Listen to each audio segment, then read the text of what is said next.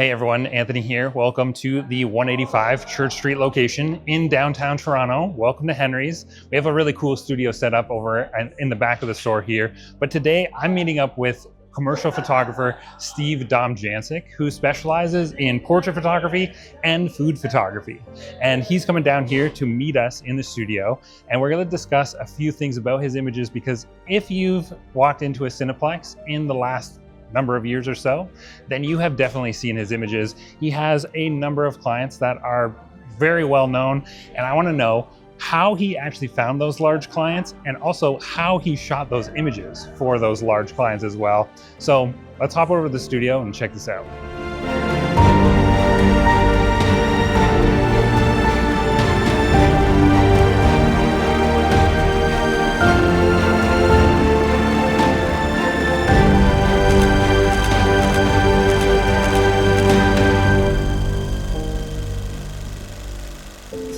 Welcome to Church Street. We got a number of different images that we're talking about here. So many great images that you've taken over the years, but maybe just start with an introduction of yourself. Give us a couple bullet points as to how you became the photographer that you are today. Sure, I'll do my best. So I'm Steve. I'm a commercial photographer. Been doing it for about 13, 14 years now. Over that time, I've shot very wide range of subject matter, everything from portraits and food to large live events like the 24 Hours of Le Mans. And I've kind of settled into specializing in food, and I would say like secondary would be people stuff. Yeah, and how did you get started into photography? And tell me about that first job that made you realize like, oh, okay, I could actually maybe do this. Yeah, sure. So I was 30 years old. I was working in sales and marketing. I wasn't really enjoying that, my job at the time. And so I decided to take some time off, and I ended up going to India for a couple months. And a friend suggested that I should buy a DSLR camera to take some pictures. And so I did. And do you remember what DSLR it was? It was a Canon Rebel with a kit lens. And I read Photography for Dummies on the airplane on the way over to India. Yeah.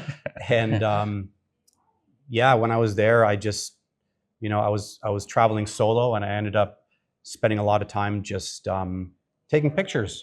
And when I came back, I got them developed, and a lot of people were saying like, wow, these are great.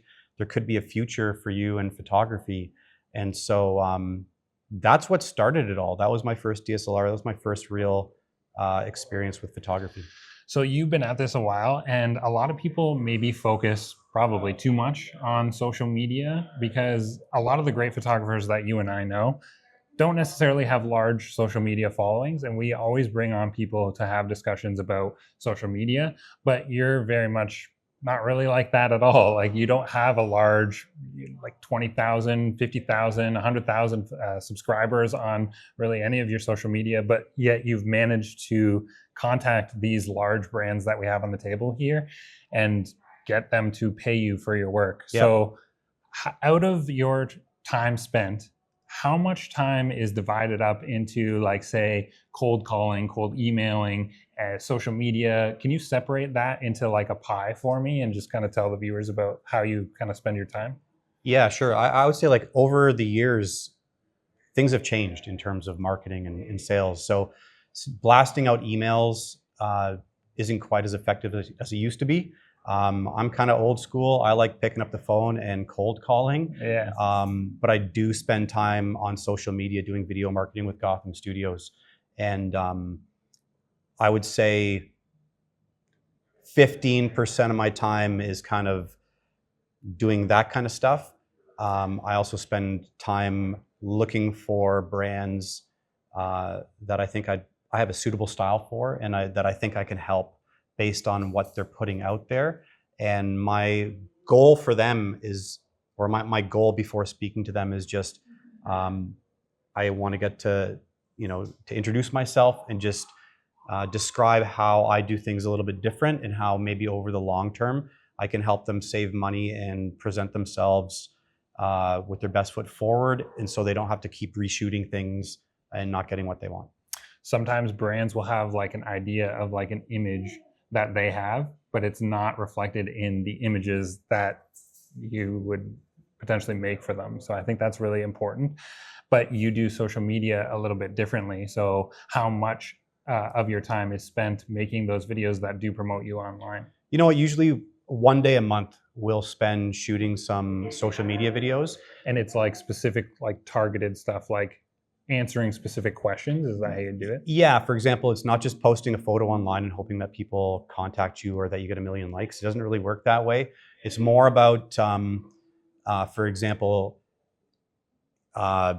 over my experiences, here are the top 10 things that potential clients or clients have done wrong that I've helped them improve, and here they are.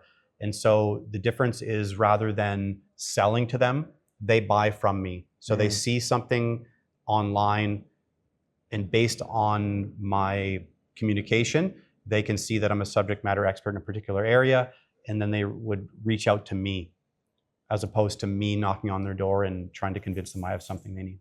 Fair enough. So there are a ton of great images that we have on the table, and we want to go through and look at where should we even start. There's so many great images here. I know you're really into food, so maybe Sure. Is it a food photo that we should dive into first? Sure. Why don't we start with this one right here? Okay. So we want to know about the business aspect of your images. First of all, who is this? I think I can see it right here. Is this a Chapman's photo that we have on the table here? And how did you actually even approach them to get them to pay you to make some work? Sure. Yep, you're right. It is Chapman's Ice Cream. I've been shooting for them for 4 years now. The first thing I did when approaching them was I sent an email to their head of marketing and just described who I was and showed them some of my work. And they actually gave me an opportunity to shoot the cover of their 50th anniversary product catalog cover. And so it was pretty low budget, and I decided on that I wasn't going to make any money on that. I decided to pour the entire budget into the production itself. And so I ended up making some really nice images for them. And then based on that, the image had a look that they wanted for one of their product lines. And then that turned into some nice contracts over the following years. So just briefly discussing the images, we want to talk about how these images were created, but let's just focus first on the subject matter itself. Yeah. When you're thinking about these food photography photos, I noticed your style is very much fill the frame. There's not really like empty spaces. Like even the edge of this box here is off to the side and in frame. You have some strawberries on the edge here. Is that kind of how you're thinking about your food photography? Or tell me how you would even start to think about making an image like this. Yeah, I think when it comes to commercial brands, and especially ones that are a little bit more playful, I always like to have a hero. And I kind of make that the central focus of the image. And then I also want to tell a story. And so all of the different props and pieces that you see in here all contribute to telling that story. For example, and I also, one thing I'll do to take it a step further is rather than, buy, a piece of plastic or paper from Amazon for my surfaces and backgrounds, I'll actually get a piece of MDF board, I'll tile it, I'll paint boards, I'll give it a completely unique look, something that has to be created, can't be purchased. And that gives me the flexibility to match colors with the brand and, give it the look that it has. So let's dive into how we might light an area or a photo like this. Talk to us about some gear. Sure. So unless the client is asking for hard lighting, I always like to, I like a nice soft lighting. For this particular image, I think we've got 3 lights going. So there's a key light set up, hitting our hero. Yeah. And then I've got another kind of fill light back to this side coming in on this angle. And then for the background, I've got a light set up with a gobo that's giving a bit of a slash of light onto the background.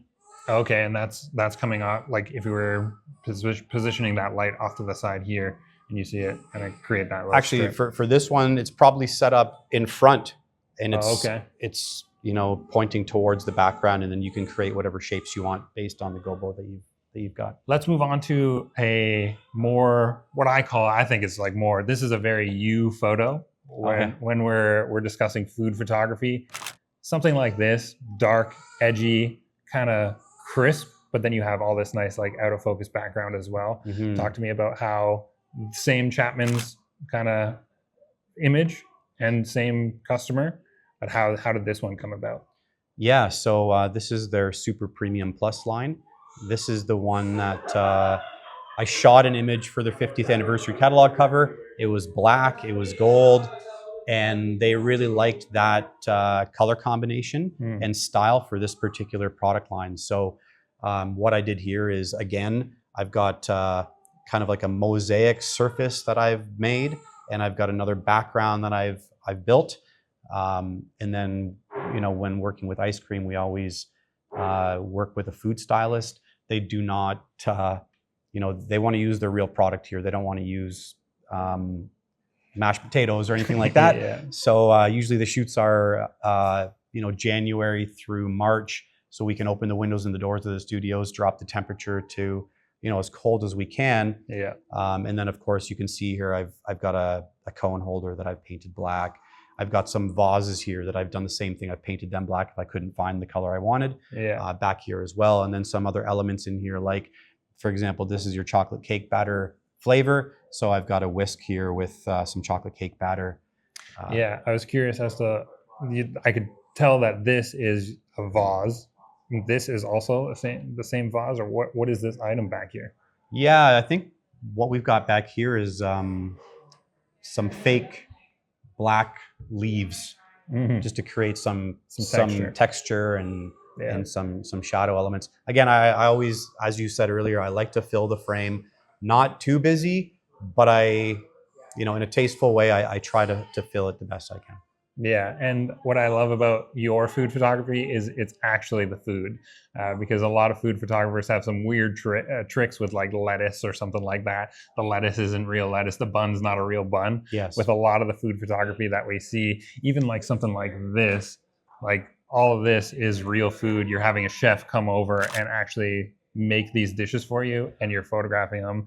Funny story for the viewers, because Steve and I have done some little projects together. I was shooting some behind the scenes videos of him making pizza, and it was just like constant pizza coming out of the oven. It was one in, cheese pull, wasn't right. All right, next pizza comes out of the oven, cheese pull. Okay, maybe that was right. Yes, so yes. There's a lot of weird tricks that people do, but you tend to keep it pretty natural. Yeah, I think, I don't know. I've to be honest, I don't have that much experience working with non-real food items. We've always made the food edible at the end of the day, and it seems to work out well. For ice cream, obviously the ice cream has a shorter shelf life on set, so we go through quite a bit of that. But for this, for example, this was for the Chicken Farmers of Canada, and I think over 3 days we shot 30 recipes. Each one of them was made from scratch right in the studio. I've seen this image over here before, but I don't know where I've seen this image. Yep. What client is this? This is Cineplex, and this is for their VIP. Gotcha. So when they first wanted to start promoting that you could buy food and beer, maybe hang around after the movie. Watch the game, that kind of thing. Yeah, that's right. So that photo was for this campaign. So let's talk about portraits. We kind of blend it here with this Cineplex photo here. What portrait on the table here would you say you're most proud of? Well, can we talk about a couple? Yeah. Why don't you pull over Malcolm? Okay. You started, or at least that's how I started to get to know you, is through headshots. So funny story, I think I've told you this before. When you came to Fanshawe, the photography program, I went on your website and I was like, these are the exact types of headshots that I want to create. So I spent probably like A good 4 months just playing in the studio, trying to get my headshots looking exactly like this. So Yep. talk to me about, is this a personal project or is this a client? You know what? It's funny. This is while I was still in school when I shot this, and Okay. I brought it because it's one that people noticed. Yeah. And Malcolm ended up becoming a famous model Really? based on this shot. Actually, I went to a modeling agency once, and as they were looking through my portfolio, they stopped on him and they said, "Who is that?" And I said, "It's Malcolm. He's one of my classmates in school."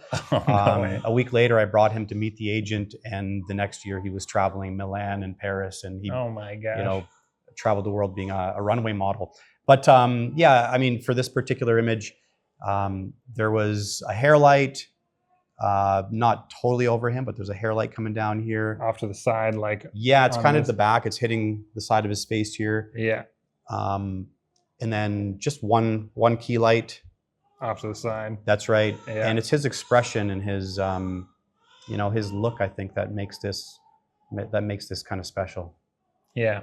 So those personal projects are super important to do because something like this might land you some other work.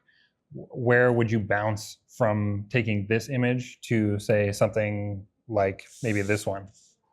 Sure. This is for a brand called Crafty Elk, and we shot this in my friend's backyard. And I guess the same lighting techniques apply to shooting people, whether you're shooting a portrait. I think some photographers have a particular style of lighting that they go to. I always like broad lighting in terms of lighting groups of people. That's how I set things up.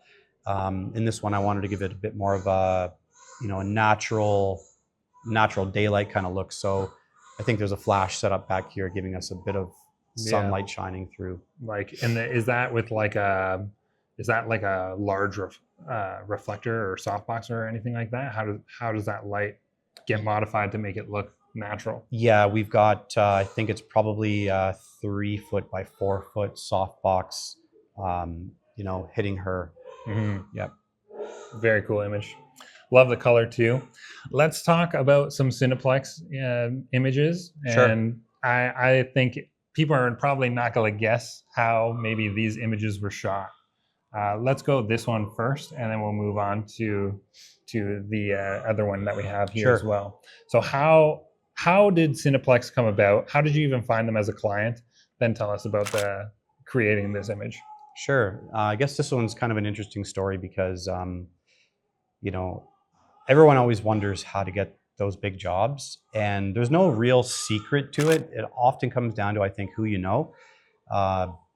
And especially when companies like this use agencies, it's hard to, get your foot in the door. But what we did is we took some of our marketing budget and printed out 10 of our best photos at the time, 10 of my best photos at the time. Yeah. And I put them into an envelope, and I wrote a letter and signed it, and then I sealed it with actually like a wax seal.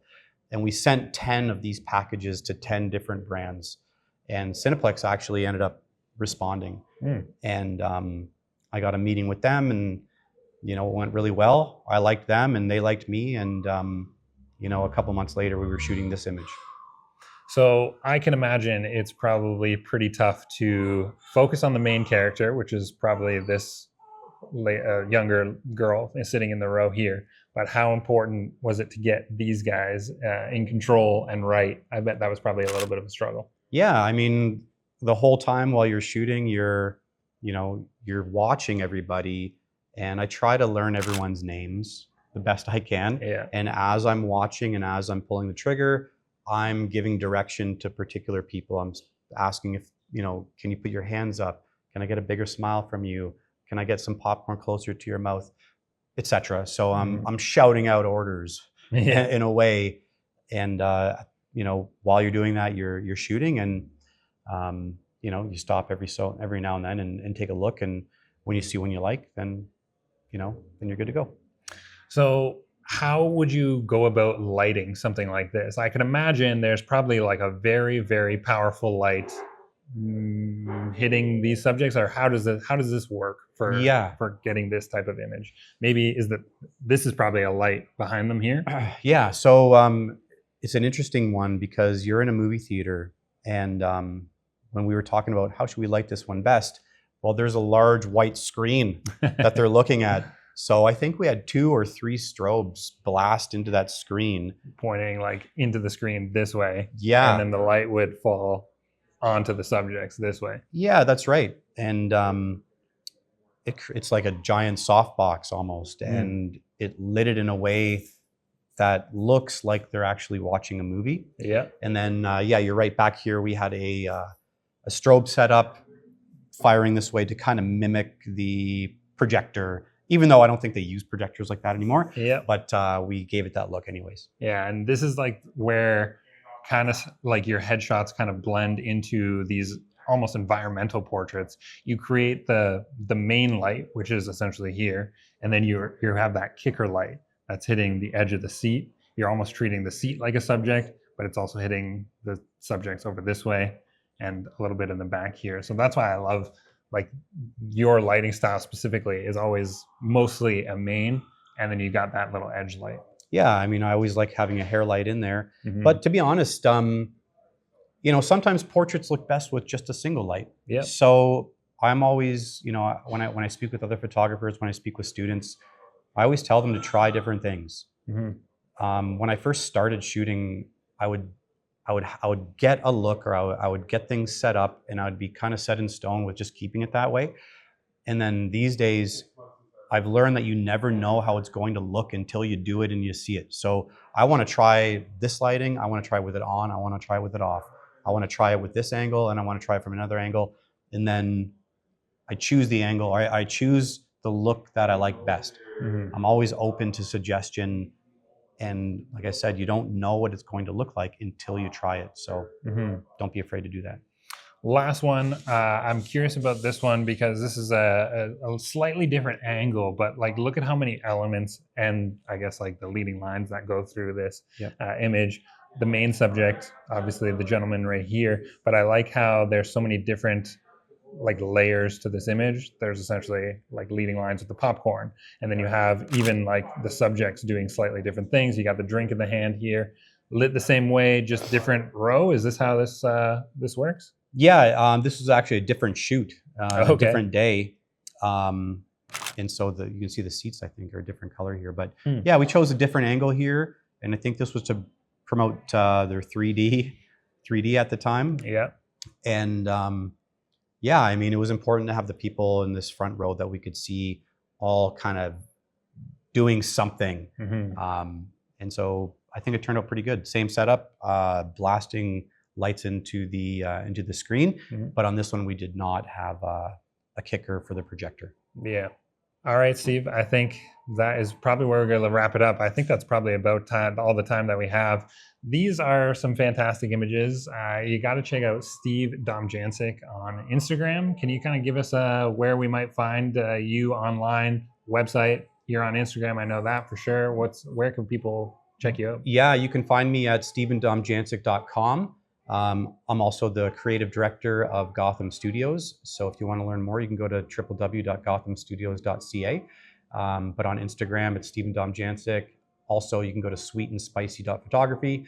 And of course, you know, the place where it all comes together is Gotham Studios. So, my friends, we don't do these types of interviews too often. And if you really did like this conversation, then please let us know by hitting the like button on our YouTube channel. Give us a subscribe or subscription on the YouTube channel as well. Follow us on Instagram. That's Henry's Camera. Thanks so much for watching. We'll see you in the next one.